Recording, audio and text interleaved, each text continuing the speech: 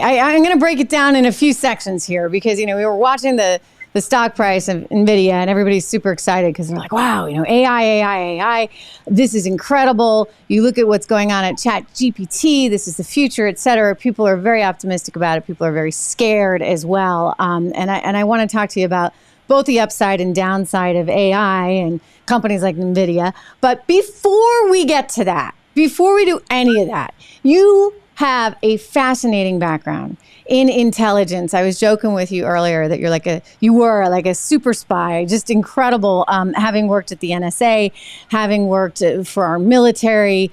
Walk me through sort of how you got into the intelligence gathering space to begin with.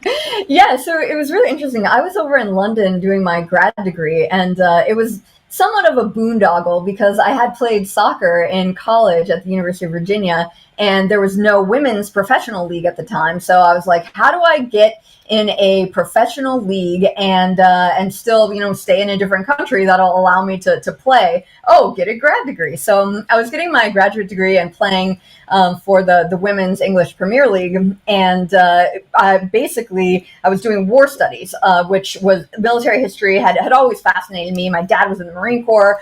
So I thought, this is something maybe useful. Maybe I'll go to the State Department or something. And I got an email from a woman very high up in the Defense Intelligence Agency who had previously been a ACC soccer player.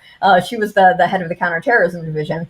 And we basically did a Skype call, and she said, you're the exact kind of person I want on my team. And, a few months later, January 2010, I was butt in the seat at the Defense Intelligence Agency. And 6 months after that, I was on a C-17 deployed to Afghanistan. Oh, my gosh. And so what were you doing in Afghanistan? Yeah, so I was what you call an all-source analyst.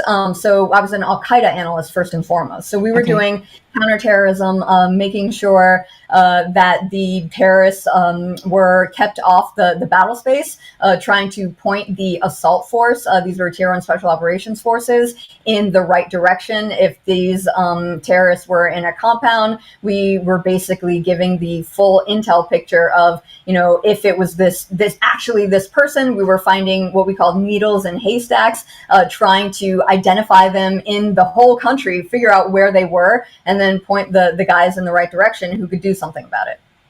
Interesting and important, by the way. And it's good that our military is doing this. I guess, a lot of people just start getting worried because it feels as though, and I don't think it's not the right term to say it feels as though, because I think it definitely has sort of changed from being outward threats to suddenly now there's this inward concern, right? And the military could very easily, I guess, use some of that technology, or it doesn't even have to be military. It could be tech companies using technology reversed on us, on American citizens. And I say that somewhat delicately, but in fact, I think that's really proving to be the case. I mean, they have said that this administration in particular over and over again that the biggest threat to our country right now is domestic terrorism.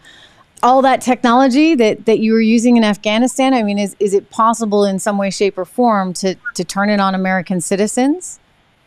Well, I think especially the Biden administration and the Biden campaign before that, well, when you look at the release of the Twitter files, using, these private companies and their, widgets and gadgets and analytical capacity and personnel to target Americans, I don't think it's out of the realm of possibility. We wrote about this in February 2022 at the Heritage Foundation, where in a footnote, I hope people read footnotes of our long reports, but in a footnote, we basically consolidated a lot of the public statements that have been made by people close to the Biden campaign at the time, or who had previously worked in Barack Obama administration and are now sort of close to the Biden administration as well, about using these technologies and turning them inward on American citizens. We've seen through Jim Jordan's great work, frankly, and Comer's great work too, the weaponization of our agencies. And, our national intelligence agencies have clearly been weaponized against the American people.